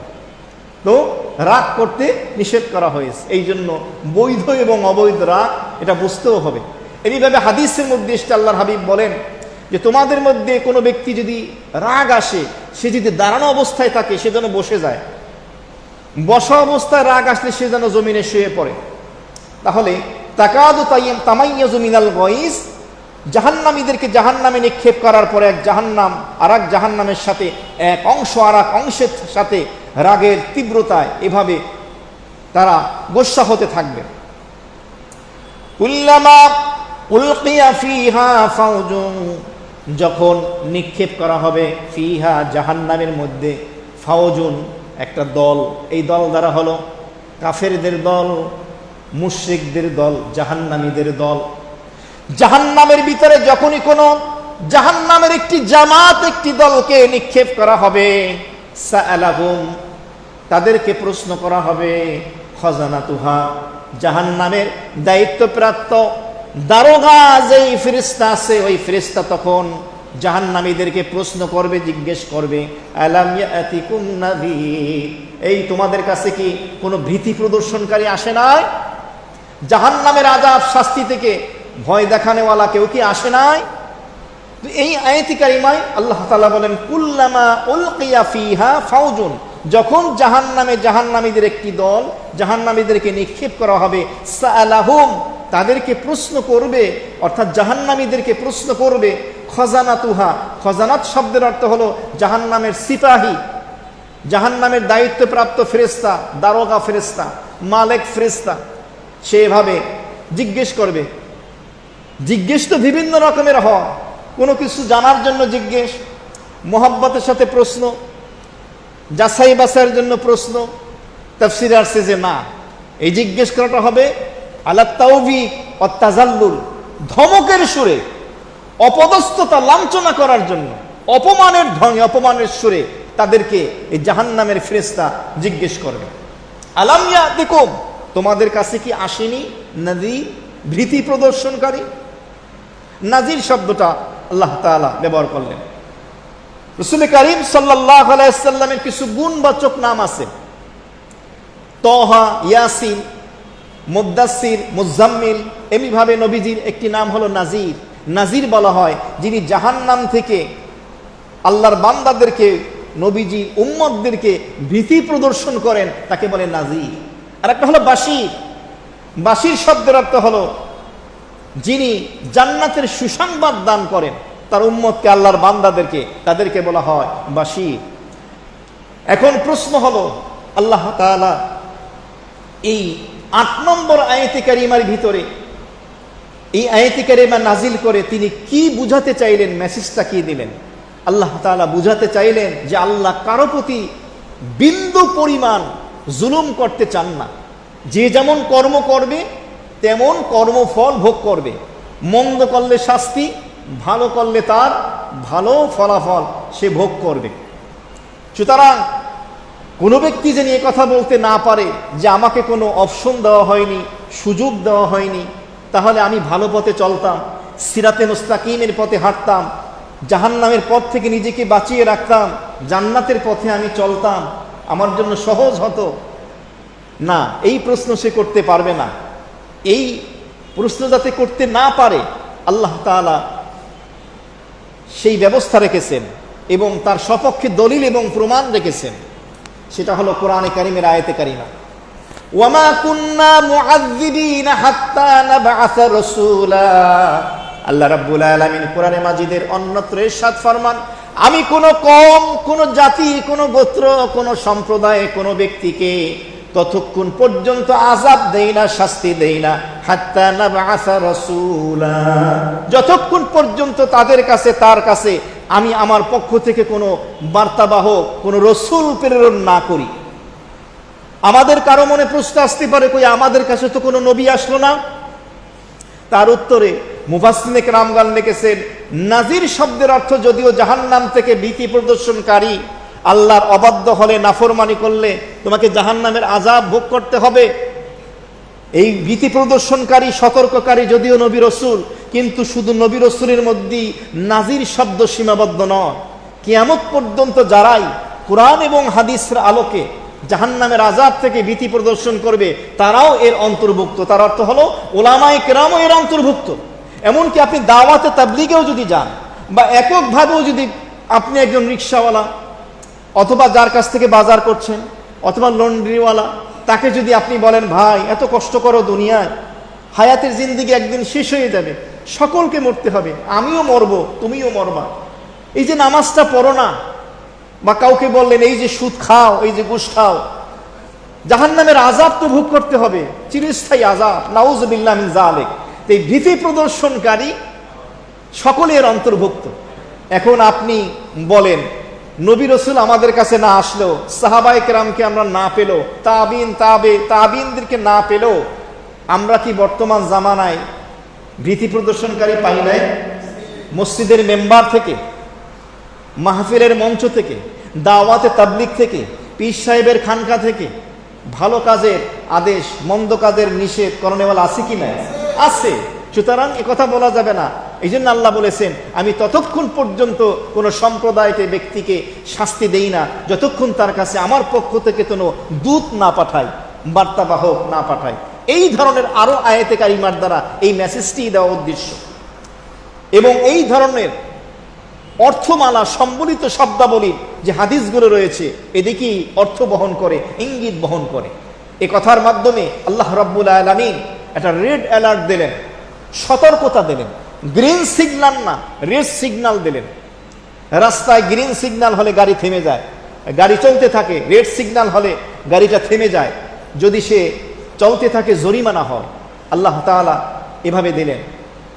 তো এক বুজুর্গ জিজ্ঞেস করলো মালাকুল মউতকে, যেভাবে দুনিয়াতে আমরা অপরাধ করলে পুলিশ এসে প্রথমে আমাদের নামে এভাবে ওয়ারেন্ট জারি হয়, সতর্ক করে, তারপরে পরবর্তীতে হয়তো মামলা হয় বা বিচার হয় বা শাস্তি হয়, ও মালাকুল মউত তুমি সরাসরি কোনো অ্যালার্ট করা ছাড়াই, সতর্ক ছাড়াই আমাদের কাছে জান কবজের জন্য কেন আসো? তো মালাকুল মউত আজরাইল বলতেছে আমি তো অনেকগুলো রেড অ্যালার্ট দেই, সতর্ক বার্তা। বলো কি? মাঝে মধ্যে তুমি অসুস্থ হও না, জ্বর হয় না, বিভিন্ন রোগ হয় না, এটাই তো আমার রেড অ্যালার্ট, সতর্ক বার্তা। তুমি সতর্ক হচ্ছ না কেন? হতে পারে এই রোগেই তুমি হয়তো মারা যেতে পারো। এমনিভাবে তোমার চুলগুলো এখন আর কালো নেই, সাদা হয়ে গেছে, এটাই তো রেড অ্যালার্ট। তোমার দৃষ্টিশক্তি আগের মতো নেই, কমে গেছে, শ্রবণ শক্তি কমে গেছে, এটাই তো রেড অ্যালার্ট। এমনিভাবে তোমার দেহের এক একটা অঙ্গ প্রত্যঙ্গ যে দুর্বল হয়ে যাচ্ছে, আগের মতো হাত কাজ করে না, আগের মতো লিখতে পারেন না, আগের মতো কথা বলতে পারেন না, মুখে জড়তা এসে যায়, আগের মতো কানে শোনেন না, চোখে দেখেন না, এই এক একটা অঙ্গ দুর্বল হওয়ার অর্থ হলো ওই অঙ্গের মৃত্যু হয়ে গেছে। দুর্বল হয়েছে মানে মৃত্যু হয়ে গেছে। এভাবে আল্লাহ তাআলা সতর্কবাণী দেন। কোন তাফসীরকারক লিখেছেন আলাম ইয়াতিকুম নাযীর, এটা হলো উজ্জ গোপন একটা প্রশ্নের উত্তর। সেটা কি? সেটা হলো যখন জাহান্নামীদেরকে জাহান্নামে নিক্ষেপ করা হবে, তখন তাদেরকে জাহান্নামের ফেরেশতা বলবে যে তোমরা কি, তোমাদের নিকট কি কোনো সতর্ককারী আসেনি? এবার আসি 9 নম্বর আয়াতে কারিমা, আল্লাহ তাআলা কি বলেন? ক্বালু বালা ক্বাদ জাআনা নাযীর ফাকাযযাবনা ওয়া কুলনা মা নাযালাল্লাহু মিন শাই ইন আনতুম ইল্লা ফি দালালিন কাবীর। তখন জাহান্নামীরা কি বলবে? জাহান্নামীদের এই প্রশ্নের উত্তরে, জাহান্নামের দায়িত্বপ্রাপ্ত ফেরেশতার প্রশ্নের উত্তরে ক্বালু, তখন জাহান্নামীরা বলবে বালা, হ্যাঁ, কদ জাআনা নাযীর, আমাদের নিকট ভীতি প্রদর্শনকারী এসেছিল। এরা তারা স্বীকার করবে, কারণ প্রতি জমানায় আল্লাহ তাআলা ভীতি প্রদর্শনকারী পাঠিয়েছেন। আল উলামাউ আল আম্বিয়াউ, আল উলামাউ ওয়ারাসাতুল আম্বিয়া, উলামায়ে কেরাম হলেন নবীদের ওয়ারিস। আর নবী আসবে না, কিন্তু নবীদের এই জিম্মাদারি দায়িত্ব আল্লাহ তাআলা উলামায়ে কেরামকে দিয়েছেন। আজকে উলামায়ে কেরাম মঞ্চ থেকে, মেম্বার থেকে যে দ্বীনের কথাগুলো বলেন, এগুলো উম্মাহের স্বার্থেই বলে থাকেন। তো উলামায়ে কেরাম এরা প্রতি জমানায় রয়েছে, আমাদের কাছে এসেছে, এর অর্থ হলো প্রত্যেকের কাছেই এভাবে ভীতি প্রদর্শনকারী এসেছে। তো এই আয়াতে কারিমা আল্লাহ তাআলা এই ইঙ্গিতটি দিলেন। কিন্তু আমাদের সমাজে অনেক বৈষয়িক শিক্ষায় শিক্ষিত যারা আছে, ধর্মীয় জ্ঞান যাদের নেই, বা ধর্ম পালনে যারা আগ্রহী না, যারা পালন করেন না, ধর্মের প্রতি যাদের খুব রুষ্ট ভাব, অনীহা ভাব, তাদের মুখ থেকে অনেক সময় কুফুরিমূলক বাক্য উচ্চারিত হয়। এরা হলো মূলত জ্ঞান পাপী। দুনিয়ার বৈষয়িক শিক্ষা ডিগ্রি নিয়েছে, school college university London Oxford থেকে হয়তো ডিগ্রি নিয়েছে, বৈষয়িক শিক্ষায় শিক্ষিত হতে পারে, কাগজে শিক্ষিত হতে পারে, কিন্তু যেই শিক্ষার মাধ্যমে মাখলুক খালেকের পরিচয় লাভ করতে না পারে, আল্লাহর মারেফাত, আল্লাহর পরিচয় লাভ করতে না পারে, আল্লাহকে জানতে না পারে, মানতে না পারে, ওই শিক্ষা কোনোদিন ভালো শিক্ষা হতে পারে না।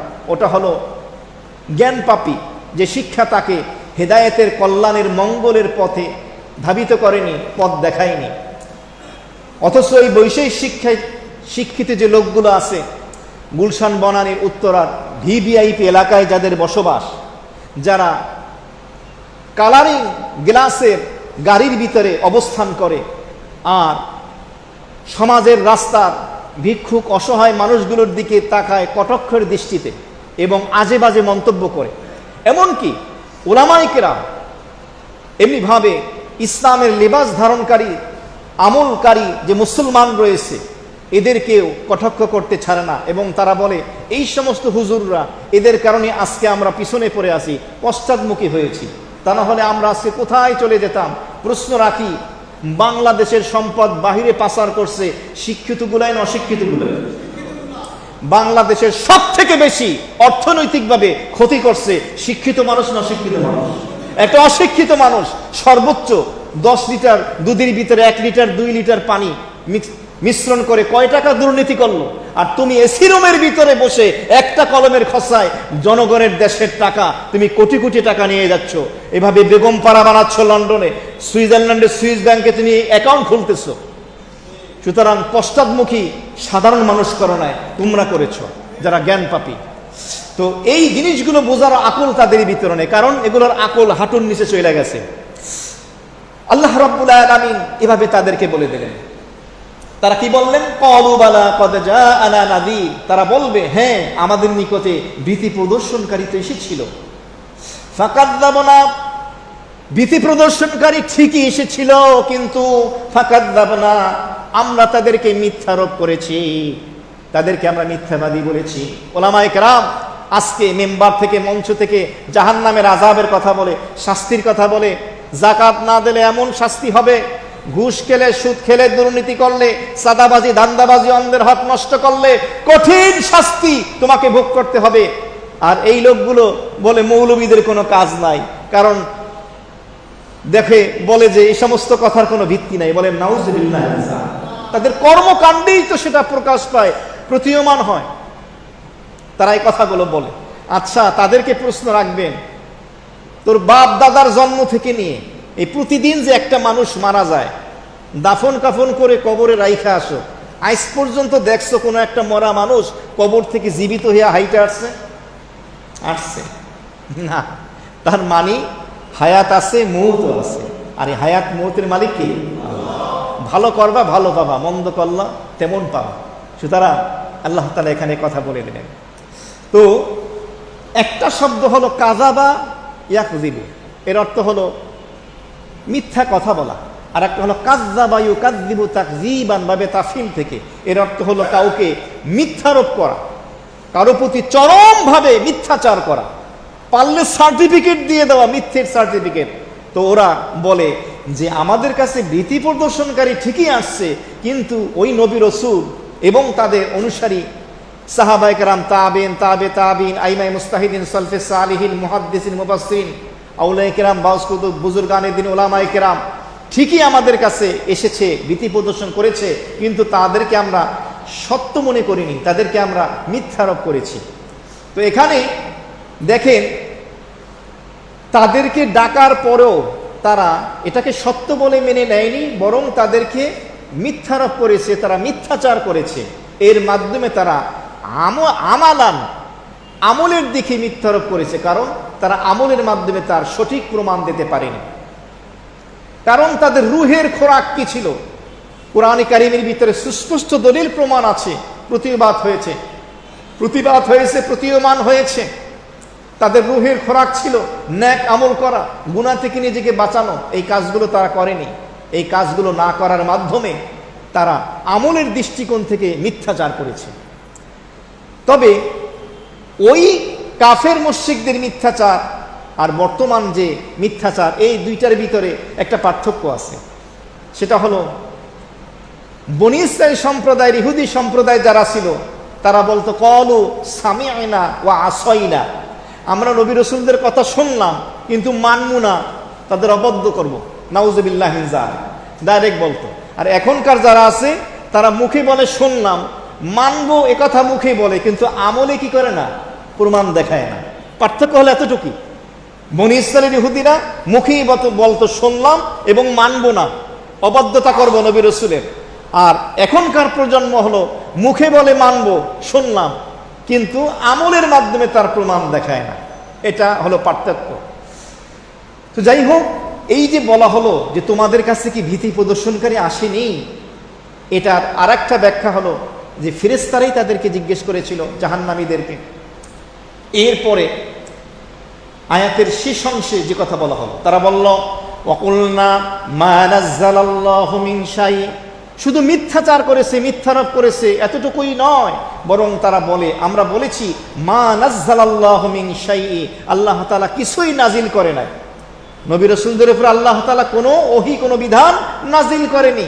তারা এটাকে অস্বীকার করল, বনী ইসরাইল সম্প্রদায়ের মতো এটাকে তারা অস্বীকার করল। এখানে দুইটা জিনিসকে তারা অস্বীকার করেছে। এক নম্বর হলো নবী রাসূল, আর দ্বিতীয় নম্বরে হলো তাদের কাছে যে ওহী পয়গাম আল্লাহ তাআলা পাঠিয়েছেন সেটাকেও তারা অস্বীকার করেছে। এবং তারা বলেছে ইন আনতুম ইল্লা ফি দালালিন কাবীর, তখন তারা বলবে যে আমরা এই নবী রাসূলদেরকে, ভীতি প্রদর্শনকারীদেরকে আমরা বলেছি যে তোমাদেরকে আমরা মিথ্যারোপ করলাম, কোনো কিছুই আল্লাহ নাজিল করে নাই, এবং তোমরা অনেক বড় পথভ্রষ্টতা, গোমরাহির ভিতরে নিমজ্জিত রয়েছো। নাউযুবিল্লাহি মিন যালিক। ইন আনতুম, তোমরা তো নও, ইল্লা ফি দালালিন কাবীর, অনেক বড় পথভ্রষ্টতার ভিতরে রয়েছে। তার মানে এই জাহান্নামীরা নবী রাসূলদেরকে বলতো নবী রাসূলরা গোমরা, বলেন নাউযুবিল্লাহি মিন যালিক। ভীতি প্রদর্শন যারা করে তাদেরকে বলতেছে পথভ্রষ্ট, এ কথা তারা বলল। এখানে একটি বিষয় জানার, নাজির শব্দের অর্থ হলো ভীতি প্রদর্শনকারী। নাজির হলো 1 বছর। আর ইন আনতুম, 9 নম্বর আয়াতের শেষের অংশে আনতুম শব্দ, এটা হলো বহু বচন। তাহলে 1 বচন শব্দটা বহু বচনের সাথে তো মিল হইল না। বহু বচনের জন্য বহু বচন শব্দ ব্যবহার হবে, 1 বচন কোনো ব্যবহার হলো। তার উত্তরে তাফসীরের ভিতরে এসছে যে 1 বচন শব্দটা ব্যবহার করে এখানে বোঝানো হয়েছে একটা দলকে, আম্বিয়া কেরাম, নবী রাসূলের একটা জামাতকে বোঝানো হয়েছে। এমনিভাবে একটা হলো গায়েব, অনুপস্থিত, আর একটা হলো হাজির, উপস্থিত। গায়েবের উপরে হাজির শব্দটা প্রয়োগ করে আল্লাহ রাব্বুল আলামিন এখানে কি দেখালেন, যে তাদের জাহান্নামীদের বক্তব্যটা হলো এমন যে তারা একজনের মাধ্যমে একটা জামাতকে, একটা দলকে কেমন জানি মিথ্যারোপ করতেছে। একজনের মাধ্যমে একটা জামাত, একটা দলকে কিভাবে মিথ্যারোপ করা হয়? 1 বচন দিয়ে বহু বচন ব্যবহার কিভাবে হয়? কারণ সকল নবী রাসূল 1,24,000 পয়গম্বরের প্রত্যেকে একজন আরেকজনকে তাসদিক করত, সত্যায়ন করত যে সে আল্লাহর সত্য নবী ও রাসূল, এবং প্রত্যেকের কাজ একই কাজ ছিল, আল্লাহর পয়গাম, বার্তা উম্মার কাছে পৌঁছানো। সুতরাং এই দৃষ্টিকোণ থেকে 1,24,000 হইল একদিক থেকে তারা একটা জামাত, একটা দল।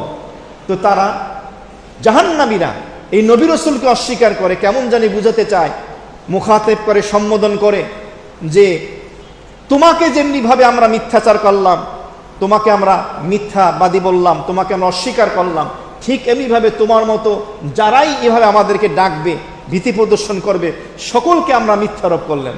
বলেন নাউযুবিল্লাহি মিন যালিক। এই একটা বার্তা আল্লাহ রাব্বুল আলামিন এখানে দিয়ে দিলেন। আরেকটি বিষয় হলো তাদের মিথ্যারোপ এটা, যে তাদের সামনে প্রতিদিন মানুষ মৃত্যুবরণ করতেছে, মৃত্যুবরণ করার পরও তারা এখান থেকে, মৃত্যু থেকে শিক্ষা নেয় না যে আমাকেও একদিন মরতে হবে। এত তো সত্ত্বেও তারা তাদের জীবনের ভোগ বিলাস নিয়ে মত্ত থাকে, ব্যস্ত থাকে, সুতরাং এরাও আমলের দিক থেকে কেমন জানি মিথ্যারোপ করতেছে, মৃত্যুকে অস্বীকার করতেছে, কেমন জানি ইসলামকে অস্বীকার করতেছে। এবার আমাদের আজকের সর্বশেষ 10 নম্বর আয়াতে কারিমা আল্লাহ তাআলা কি বলেন? وقالوا لو كنا نسمع أو نعقل ما كنا في أصحاب السعير। সেদিন জাহান্নামীরা আফসোস করবে, পরিতাপ করবে, আফসোস এবং পরিতাপ করে ওয়াকালু জাহান্নামীরা বলবে লাউ কুন্না নাসমাউ, কেন আমরা নবী রাসূলদের কথাগুলো শুনলাম না। এমনিভাবে প্রত্যেক জামানায় তাদের পক্ষ থেকে যারা ভীতি প্রদর্শন করেছেন, আল্লাহ রাব্বুল আলামিনের পক্ষ থেকে উলামায়ে কেরাম যারা ভীতি প্রদর্শন করেছেন, তাদের কথাগুলো কেন শুনলাম না। আও না আকিলু, অথবা আল্লাহ যে আমাদেরকে মেধা দিয়েছেন, চিন্তা শক্তি দিয়েছেন, ভালো মন্দ পার্থক্য করার যোগ্যতা দান করেছেন, এটার দ্বারা কেন ভাবলাম না, চিন্তা করলাম না। যদি আমরা করতাম, হায় আফসোস, মা কুন্না ফি আসহাবিস সাঈর, তাহলে আজকে আমরা জাহান্নামীদের অধিবাসীদের অন্তর্ভুক্ত হতাম না, আজকে আমাদের জাহান্নামে যেতে হতো না। এর দ্বারা উদ্দেশ্য কি? এর দ্বারা উদ্দেশ্য হলো যে আল্লাহ রাব্বুল আলামিন এই 10 নম্বর আয়াতে কারিমায় জাহান্নামীদের আফসোস করে, পরিতাপ করে তারা যে আবেদনটা করবে, এই আবেদন সেটা কি? লাউ কুন্না নাসমাউ, এটা তাদের বলা উদ্দেশ্য হলো আমরা কেন অন্তরের কান দিয়ে, মনের কান দিয়ে, আমলের নিয়তে কেন শুনলাম না। একটা হলো চর্ম কান দিয়ে, শুধু কানের ছিদ্র দিয়ে শোনা, বাস হুজুর বলতেছে বসে আছি, যা বলে বলুক, শুধু শুনতে থাকা, এক কান্দা শুনে আর এক কান্দা বের হয়, জিজ্ঞেস করলে কিচ্ছু বলতে পারবে না। আর একটা হলো না, যখন আলোচনা হচ্ছে অন্তরের কান দিয়ে শোনা, কি বলতেছে খুব খেয়াল করে শোনা। একটা জ্ঞান, একটা এলেম, বিদ্যা অর্জন করার জন্য কয়েকটা জিনিস লাগে। চোখ দিয়ে দেখতে হয়, কান দিয়ে শুনতে হয় ওস্তাদের কথা, মাথা দিয়ে চিন্তা করতে হয়, জবান দিয়ে কয়েকবার বলতে হয়, তখন এটা বসে যায় অন্তরে। অন্তরের কান দিয়ে, মনের কান দিয়ে কেন শুনলাম না? তাহলে এখানে দুইটা দলিল, একটা হলো আকলি দালায়েল আর একটা হলো বারাহেন, অর্থাৎ আমাদেরকে আল্লাহ তাআলা যে মেধা শক্তি দান করেছেন, এটার দ্বারা আমরা এই যে দলিল এবং প্রমাণ আল্লাহ তাআলা দিয়েছেন কোরআন এবং হাদিসে, এই আকলি দালায়েল এবং বারাহিনগুলোর আলোকে আল্লাহ তাআলার তাওহীদ একত্ববাদ প্রমাণিত হয়, নবীর নবুয়ত এবং রিসালাত প্রমাণিত হয়। এটাকে আমরা কেন অন্তরের কান দিয়ে শুনলাম না? না আকিলু, কেন আমরা এটাকে এই আমাদের আকল দিয়ে বোঝার চেষ্টা করলাম না? দলিল প্রমাণের আলোকে, কোরআন হাদিসের যুক্তির কষ্টি পাথরে কেন যাচাই বাছাই করলাম না? এটা তো আমাদের জন্য জরুরি ছিল, এটা আমরা কেন করলাম না? এখানে দেখেন এই 10 নম্বর আয়াতে কারিমায় নাসমাউ, শোনার কথা বলা হয়েছে, এরপরে বলা হয়েছে না আকিলু, চিন্তা করার কথা বলা হয়েছে। প্রশ্ন আসে, নাসমাউ শব্দটা আগে কেন আনলো, না আকিলু শব্দটা পরে কেন আনলো? আগেও তো আনতে পারতেন আল্লাহ, না আকিলু এরপরে নাসমাউ, যা আগে আমরা চিন্তা করতাম পরে আমরা শুনলাম না কেন? নাসমাউ আগে কেন? শোনার কথা আগে কেন? চিন্তার কথা পরে কেন? তো এর উত্তরে তাফসীরের ভিতরে মুফাসসিরে কেরামগণ লিখেছেন, দলিল হলো দুই প্রকার, একটা হলো দালায়েলে সামা আর একটা হলো বারাহিনে আকলিয়া। দালায়েলে সামা হলো যেই সমস্ত দলিল প্রমাণ শ্রুত, কান দিয়ে শ্রবণ করা যায়, এটা হলো বেশি অধিক উপযুক্ত, ওয়াজিবুত তাসলিম, মানার ক্ষেত্রে অপরিহার্য, বেশি কার্যকারী, ফলপ্রসূ হয়। কিসের থেকে? বারাহিনে আকলিয়ার থেকে, চিন্তা করার দলিল থেকে, তার থেকে বেশি এটা উপযুক্ত হয়। এমনিভাবে যেই সমস্ত ব্যক্তির আকল এবং বিবেক এভাবে পরিষ্কার পরিচ্ছন্ন হয়, এতটুকুই যথেষ্ট নয়, তারা আকল দ্বারাই হকটাকে, সত্যটাকে বোঝাই যথেষ্ট হয় না, তাকে কোরআন হাদিসের দলিল প্রমাণ শুনতেও হয়। আর যেই ব্যক্তির বিবেক, চিন্তা শক্তি সব ধরনের সন্দেহ সংশয় থেকে পুত পবিত্র মুক্ত থাকে, সেটা ওহীর মুয়াফিক হয়, ওহী বোঝাটা সহায়ক হয়। এমনিভাবে আল্লাহ রাব্বুল আলামিন সূরা মুলকের 10 নম্বর আয়াতে কারিমায় বলেছেন, ওয়াকালু লাউ কুন্না নাসমাউ আও নাআকিলু, আও শব্দটা ব্যবহার করেছেন। এটা তারদীদের জন্য যদি আমরা না ধরি, প্রত্যাখ্যানের জন্য নয়, এটাকে যদি আমরা ওয়ে আতিফা ধরি, তখন তার অর্থ হবে যে জাহান্নামীরা তখন বলতে চাচ্ছে, যদি আমরা কোরআন হাদিসের কষ্টি পাথরের এই কথাগুলো, নবী রসুলদের কথাগুলো আমরা যদি মন দিয়ে শুনতাম, দলিল প্রমাণগুলো যদি একটু চিন্তা করতাম, বিজ্ঞ লোকদের মতো যদি আমরা আমল করতাম, আয় আফসোস আজকে আমাদের জাহান্নামে যেতে হতো না, আমরা এই শাস্তি থেকে নাজাত পেয়ে যেতাম। তো কোরআনে কারিমের একটি অন্যতম বৈশিষ্ট্য হলো আখেরাতে পরকালে যেটা প্রতিবাদ হবে, বাস্তব যেটা মানুষ দেখতে পাবে, তার একটা প্রতিচ্ছবি আল্লাহ তাআলা দুনিয়াতে দিয়ে দেন, যাতে করে দুনিয়াতে হায়াতের জিন্দিগিতে মওতের আগে বান্দা নিজেকে সতর্ক করতে পারে, সতর্ক থেকে গুনাহ থেকে বাঁচতে পারে, নেক আমল করতে পারে, জাহান্নামের পথ থেকে সরে এসে জান্নাতের সিরাতে মুস্তাকিমের পথে যেন হাঁটতে পারে, যেন সহজ হয়ে যায়। এটাকে উলামায়ে কেরাম এভাবে বুঝিয়েছেন, প্রশ্নপত্র ফাঁস। পরীক্ষার হলে যাওয়ার আগেই প্রশ্নপত্র ফাঁস। আমাদের দেশে হয় কি হয় না? হয়, টাকা বানায়। তো এই প্রশ্নপত্র ফাঁস এগুলো শিক্ষিত মানুষ করে। তো প্রশ্নপত্র ফাঁস কেমনে? আপনাকে পরীক্ষার হলে যাওয়ার আগে যদি প্রশ্ন দেওয়া হয়, তোমার আগামীকালকে এই প্রশ্ন, তাহলে সেই প্রশ্ন পাওয়ার পরে আপনার রেজাল্ট আপনি কি ভালো করবেন না মন্দ করবেন? ভালো করবেন না। ফেল করার কোনো সুযোগ আছে না। আল্লাহ তাআলা বললেন, বান্দা প্রশ্নপত্র ফাঁস হয়ে গেছে কোরআন এবং হাদিসের মালকে। এমন এমন ভালো ভালো কাজ করলে জান্নাত পাবা, আর এই গুনাহের নাফরমানি করলে জাহান্নামে যাবা। নাউজুবিল্লাহ। ওখানে কোনো বাহানা চলবে না, কারণ প্রশ্ন আগে আউট করে দেওয়া হয়েছে। এই জন্য আল্লাহ তাআলা কোরআনে কারিমের পাতায় পাতায় বিভিন্ন জায়গায় অ্যালার্ট করেছেন, তাম্বি করেছেন, সতর্ক করেছেন এভাবে, এবং জান্নাতের আগ্রহ তৈরি করেছেন আল্লাহ তাআলা, কেন? বান্দা যাতে সতর্ক হয়। তাহলে জাহান্নামীরা সেদিন জাহান্নামের আফসোস করবে, এর বিপরীত জান্নাতীরা আফসোস করবে। জান্নাতীদের আফসোস কি হবে? জান্নাতীরা জান্নাতের নেয়ামত পাওয়ার পরে, নেয়ামত যখন উপভোগ করবে, তখন তারা আফসোস করবে একটা জিনিস নিয়ে। কি আফসোস? জান্নাতীদের আফসোস হবে, তারা বলবে, হায় রে, দুনিয়াতে আমাদের হায়াতের জীবনে আমরা অনেক সময় বেহুদা নষ্ট করছি।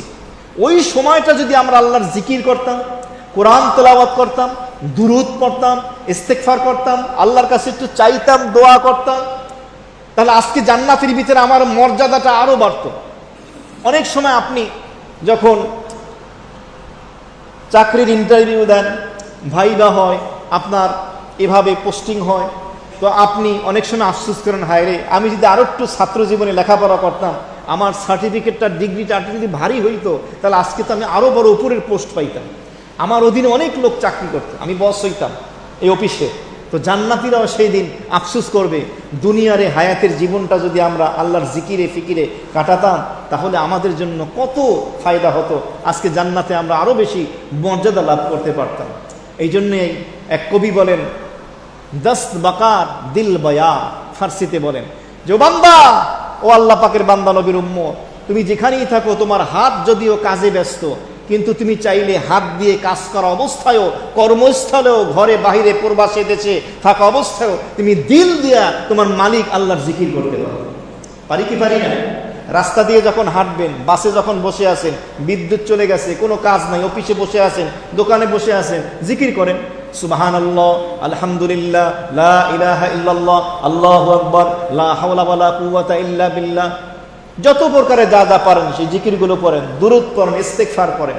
তো জাহান্নামীদের সেই দিন আফসোস থাকবে, কিন্তু আফসোসে কোনো কাজে আসবে না। মুহতারাম হাজিরিন, আজকের এই দীর্ঘ সময় নিয়ে আমরা সূরা মুলকের ৩য় পর্বের ৬ থেকে ১০ 5টি আয়াতের তাফসীর শুনলাম। আল্লাহ তাআলা আমাদের স্মরণ রেখে আমল করার তৌফিক দান করুন। অনেকেই দোয়া আছে। আলহামদুলিল্লাহি রাব্বিল আলামিন। ربنا ظلمنا أنفسنا وإن لم تغفر لنا وترحمنا لنكونن من الخاسرين. اللهم ربنا آتنا في الدنيا حسنة وفي الآخرة حسنة وقنا عذاب النار. ربنا لا تزغ قلوبنا بعد إذ هديتنا وهب لنا من لدنك رحمة إنك أنت الوهاب. ربنا هب لنا من أزواجنا وذرياتنا قرة أعين واجعلنا للمتقين إماما. اللهم حاسبنا حسابا يسيرا. اللهم اجرنا من النار. اللهم إنا نعوذ بك من غضبك والنار ونسألك رضاك والجنة. اللهم أنت ربي لا إله إلا أنت خلقتني وأنا عبدك وأنا على عهدك ووعدك ما استطعت وأعوذ بك من شر ما صنعت وأبوء لك بنعمتك علي وأبوء لك بذنبي فاغفر لي فإنه لا يغفر الذنوب إلا أنت اللهم إنا نسألك من خير ما سألك منه نبيك محمد صلى الله عليه وسلم ونعوذ بك من شر ما استعاذ منه نبيك محمد صلى الله عليه وسلم وأنت المستعان وعليك البلاغ لا حول ولا قوة إلا بالله رب ارحمهما كما ربياني صغيرا মহিয়ান গরিয়ান সর্বশক্তিমান মাওলা আহকামুল হাকিমিন মুহসিন আজম ইয়া রাব্বাল আলামিন আপনি হায়াতের মালিক মওতের মালিক কুল কায়নাতের সমস্ত মাখলুকাতের স্রষ্টা রব্বুল আলামিন পবিত্র রবিউল সানি মাসে ইশার সালাতের পরে রহমত ও বরকতের ঘরে বসে কোরআনে মাজিদের তাফসীর করে এবং শুনে কিছু গুনাহগার বান্দা হাত উঠাইলাম আল্লাহ মেহেরবানি করে আমাদের সকলের তামাম জিন্দেগীর ছোট বড় সমস্ত গুনাহগুলি মাফ করে দাও আল্লাহ আমাদের তওবা ইস্তেগফারকে কবুল করে আমলনামার ভিতরে আমাদের গুনাহগুলি নেকির দ্বারা পরিবর্তন করে দাও আল্লাহ এই জীবনে যত নেক আমলের তৌফিক দিয়েছো ভবিষ্যতে দিবা মেহেরবানি করে কবুল ও মঞ্জুর করো আল্লাহ আমাদের সকলকে হায়াতে তাইয়্যিবা লাভ করে সুস্থ থেকে তোমার সকল হুকুম আহকাম ইবাদত বন্দেগী গুলো আমলে সলেহা গুলো তোমার হাবিবের সুন্নাহ মোতাবেক পালন করার মানসিক আর শারীরিক তৌফিক আমাদের দান করে দাও পৃথিবীর শুরু থেকে আজ অবধি যত মুমিন মুমিনাত মুসলিম মুসলিমাত অন্ধকার কবরবাসী খাস করে আমাদের আত্মীয়স্বজন মুরব্বী দ্বারা দুনিয়া থেকে চলে গেছে রব্বে কারীম মেহেরবানি করে সকলকে মাফ করে দাও সকলের জন্য মাগফিরাতের ফয়সালা করে দাও সকলের জন্য জান্নাতের ফয়সালা করে দাও আমাদের মধ্যে যারা জীবিত মৃত নারী পুরুষ ছোট বড় উপস্থিত অনুপস্থিত সকলকে তুমি মাফ করে দাও আমাদের হায়াতে রিজিকে পরিবার বিবি আমলের ভিতরে মেহেরবানি করে বরকত দান করে দাও আয় আল্লাহ জাহান্নামের আলোচনা শুনলাম কঠিন আযাব এই শাস্তি আমরা বুক করতে পারবো না সহ্য করতে পারবো না বরদাস্ত করতে পারবো না সামান্য একটু আগুনের ছ্যাঁকা লাগলে হাতটা একটু কেটে গেলে সামান্য জ্বর হলে মাথা ব্যথা হলে পেট ব্যথা হলে বুকের ভিতরে ধরপড় করলে আমরা অস্থির হয়ে যাই পাগল হয়ে যাই অজরে দুই চোখ দিয়ে পানি ঝরতে থাকে ওই জাহান্নামের কঠিন আযাব কেমন করে ভোগ করবো আল্লাহ বনি আদম মোহাব্বত করে পয়দা করলা সৃষ্টি করলা কেমন করে জাহান্নামের আগুনে জ্বালাইবা আয় আল্লাহ তুমি আমাদেরকে জাহান্নাম দিলে তোমার লাভ হবে না জান্নাত দিলে তোমার কোনো লস হবে না ক্ষতি হবে না যেহেতু তোমার কোরআন থেকে তোমার ঘর বাইতুল্লাহ বসে তাফসীরের মাধ্যমে জাহান্নামের আযাব সম্পর্কে শোনার তৌফিক দিয়েছো মেহেরবানি করে আমাদের সকলকে জাহান্নামের আযাব থেকে নাজাত দিয়ে দিও আল্লাহ আমাদের সকলকে সিরাতে মুস্তাকিম নসিব করে দাও আয় আল্লাহ যারা যারা দোয়া চেয়েছেন সকলের সমস্ত নেক দোয়াকে কবুল মঞ্জুর করো ফিলিস্তিন গাজার মুসলমানদেরকে আল্লাহ সাহায্য করো পৃথিবীর সকল ভূখণ্ডের সকল প্রান্তরের সকল ধর্মের বর্ণের মানুষের জান ও মালকে তুমি হেফাজত করে নাও মুসলমানদের ঈমান ও আমলকে তুমি হেফাজত করে নাও ইসরায়েলের হায়ানা এই জালেম বাহিনীর জুলুম থেকে আল্লাহ গাজা ফিলিস্তিনের মুসলমানদেরকে তুমি নাজাতের মুক্তির ব্যবস্থা করে দাও জাতিসংঘ থেকে শুরু করে সকল দেশের শাসক যারা আছে তাদেরকে সঠিক বুঝ তুমি দান করে দাও এক প্ল্যাটফর্মে এসে সকল মুসলিম শাসক একটা হুঙ্কার দিয়ে এই জালেমদের বিরুদ্ধে দাঁড়াতে পারে সেই তৌফিক দান করে দাও সত্যিকারের মানুষ মুসলমান হওয়ার তৌফিক দান করে দাও আমাদের মধ্যে অনেক অসুস্থ দোয়া আছে শামীম নামে এক যুবক অসুস্থ অপারেশন হয়েছিল হবে আল্লাহর যারা যারা অসুস্থ আল্লাহ দোয়া চাই হাত উঠে আমিন আমিন বলে তুমি জানো তোমার কোন বান্দা তোমার কোন বান্দি আল্লাহ কোন রোগে আক্রান্ত হয়ে আছে জানো গো মেহেরবানি করে সকলকে সমস্ত বিমারি থেকে শেফায়ে আজলা কামিলা দান করে দাও আল্লাহ আমরা অসুস্থ হইলে ইবাদত বন্দেগী করতে পারি না ঠিক মতো খাইতে ভালো লাগে না কথা বলতে শুনতে কিছুই ভালো লাগে না আল্লাহ বড় দুর্বল আমরা আমাদের অসুস্থতার নিয়ামতকে সুস্থতার নিয়ামত দ্বারা পরিবর্তন করে দাও সকল বিমারি থেকে শেফায়ে আজলা কামিলা দান করে দাও দাম্পত্য জীবনে স্বামী আর স্ত্রী সন্তানের মুখ এখন পর্যন্ত দেখতে যারা পারে না বাবা মা ডাক যারা শুনতে পারে না ও মালিক আরশে আজিমের মালিক মেহেরবানি করে আল্লাহ তাদেরকে বাবা মা হওয়ার তৌফিক দান করে দাও। আমাদের সন্তানগুলোকে সুস্থ নেককার হিসেবে তুমি কবুল ও মঞ্জুর করো। আল্লাহ মুসলিম একরামের দিলের সমস্ত দোয়াকে কবুল ও মঞ্জুর করো। তোমার অনেক বান্দা বান্দির মনে অনেক বড় ব্যথা কষ্ট তুমি জানো, এর বিনিময়ে আখিরাতে তুমি যাজায়ে খায়ের দান করে দিও। দুঃখ কষ্টগুলো দূর করে দাও। স্বামী স্ত্রী, স্ত্রী স্বামী, সন্তান পিতা মাতার সন্তানের, আল্লাহ ভাই বোনের বোনের বন্ধু বান্ধব, সরকার জনগণ সরকারের একে অপরের হক এবং অধিকার সঠিকভাবে পালন করার পৌঁছে দেওয়ার তৌফিক দান করে দাও। হালাল খাওয়ার তৌফিক দাও, হারাম থেকে বাঁচার তৌফিক দান করে দাও। তাকাব্বাল মিন্না ইন্নাকা আনতাস সামিউল আলিম ওয়া তুব আলাইনা ইন্নাকা আনতাত তাওয়াবুর রহিম। وصلى الله تعالى على خير خلقه محمد وعلى آله وأهل بيته وأصحابه أجمعين. سبحان ربك رب العزة عما يصفون وسلام على المرسلين والحمد لله رب العالمين.